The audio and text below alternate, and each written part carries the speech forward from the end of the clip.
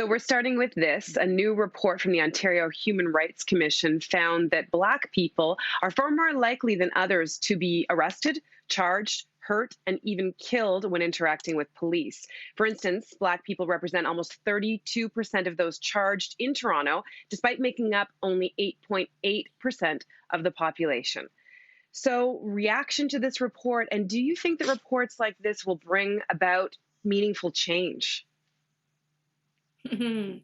Well, I thought about two groups of people when I read about this report. The first group of people are the ones that use sort of anecdotal evidence, like, well, I was pulled over and I'm white, as a way to sort of disprove that anti Black biases exist.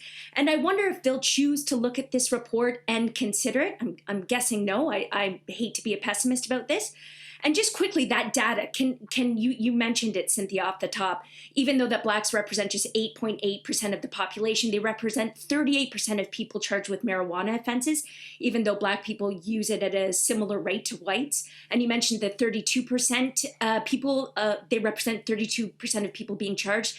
And only 1 out of 5 of those charges leads to an actual conviction, which makes you shake your head a little. And they represent 34% of people involved in single charge driving charges, like being pulled over for driving without a license. So the second group of people I think about are my Black friends, my Black colleagues, and even Black people I do not know, and how I imagine this data is not very surprising to them. But I also wonder if they feel that their collective experiences, many of which are dark and disturbing, are now being reduced to a teaching experience for people who didn't believe them in the first place. Hmm. Yeah.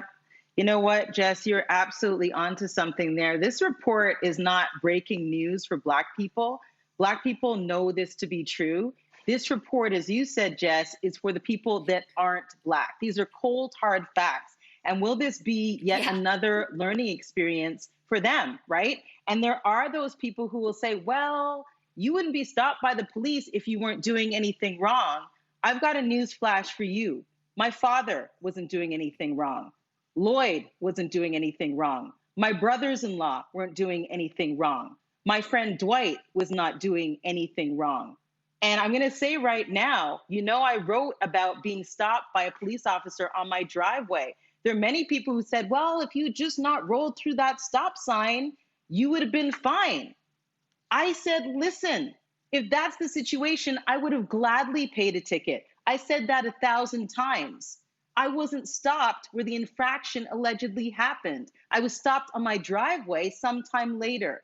And I can't begin to tell you the amount of fear because Black people carry trauma. So the trauma of watching, or hearing about my best friend being taken down, my dad being stopped, Lloyd being stopped, all the people that I mentioned, that's trauma that I carry. So when I'm stopped on my driveway as a Black person, a Black woman, I'm already fearful. Before the officer says, get back in your vehicle, before the officer questions whether I live where I live, before the officer questions whether I own the car that I own, all of those things amount to fear.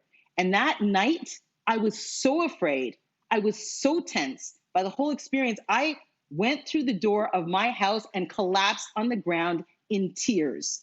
My very young son and Lloyd, like wondering what was wrong with me. I made my way upstairs and my first phone call was Lainey. Yeah, I will never forget that night, Marcy.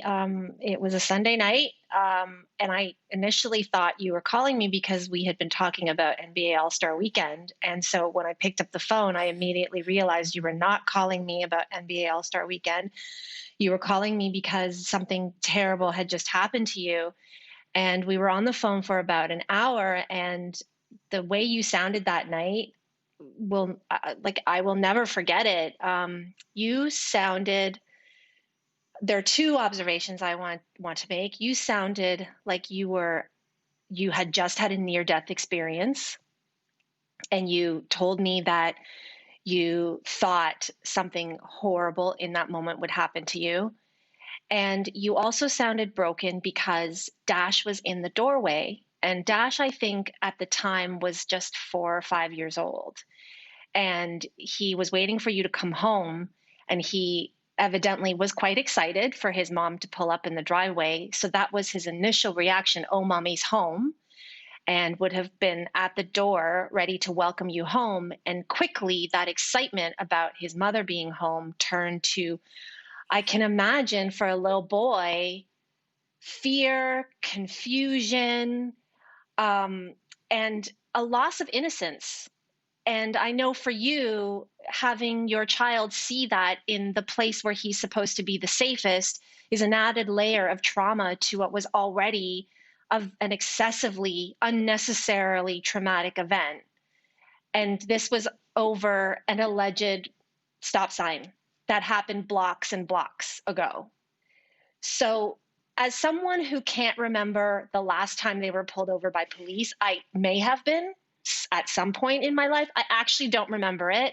And if I were pulled over by police, it was such an innocuous incident that it doesn't register in my memory bank. And the difference between our two experiences, if it's even happened to me, is so great. And for me, thinking about that night for you, I can understand why a report like this is almost a duh for you. You mentioned Dash, Lainey, and that hurt so much because it was a family day weekend and he was so excited to have me back. I just brought Blaze to my sister's where she was going to spend some time with her cousins. And, Dash asked me what was wrong. I couldn't even get the words out. But I will tell you this.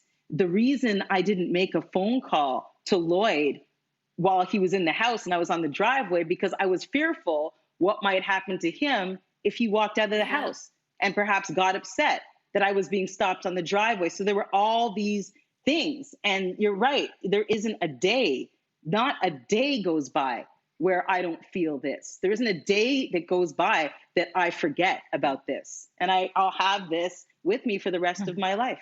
And unfortunately, so will my kid.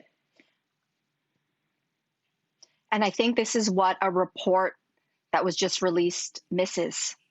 The human toll on the other side of the numbers. This is a human story. This is not a statistic story. This is not about numbers on a page when, Black Canadians have been telling us forever, like, why is this breaking news, guys? And that's the part that really hits me. I fear that without human stories like yours, Marcy, behind these numbers, that the larger population might grow a little complacent and that this is just another statistical story. Let's be clear here, everybody. When you have a report like this, it makes it feel, at least to me, that this is someone else's problem. Maybe it's the police force's problem. It's their problem. It's the whole Blue Lives Matter problem. But let's not forget this. Police officers are from our communities. So this is our problem collectively. Why is it that 3 out of 4 Toronto police officers are white when half of Toronto's population isn't? We have fundamental problems. I really hope that everyone's been doing the reading, doing the work. So you've read an anti-racism book. Now what? Now what? Are you still challenging the system, or are you going to let a report like this go over your head? I think that's a really good point, Mel. And so many times I hear reactions to stories like this, and a lot of insensitive and unimaginative white people will say, well, if you're not doing anything wrong, why should you be worried? Yeah. And I hope that Marcy's story is one that illuminates why that experience is markedly different. And, something that I think a lot of people should be thinking about is if you read this report or heard these statistics and you replace the word Black with white, think about the reaction with that. If a report came out and illuminated this kind of discrepancy, race-based discrepancy, there would be calls for immediate action, immediate change. And there isn't that same reaction. You have to ask yourself, why? And I think across this country, still there are people who don't have close friends of people of color. And if you're not close to, and you don't have friends and you can't see yourself or someone who you love in these stories, I think there's immediately a lack of empathy that sometimes is there. Not for everyone across the board. What I'm hoping is that, yes, fine, this report is out. People can look at it and start to think imaginatively and start to think empathetically. But enough with the reports. Right now, I'm understanding that what's supposed to follow is the next phase of this investigation is a final report. Forget the reports. What is needed now is action. And I think that is the big pressing question. What is going to happen next so things change? You're right, Cynthia, and Mel too. It's about how we in all communities need to be receiving reports like this and statistics like this. And Cynthia, you mentioned, and Jess too, you mentioned, the white people who need to hear this. But you know what? It's not just white people, it's other people of color.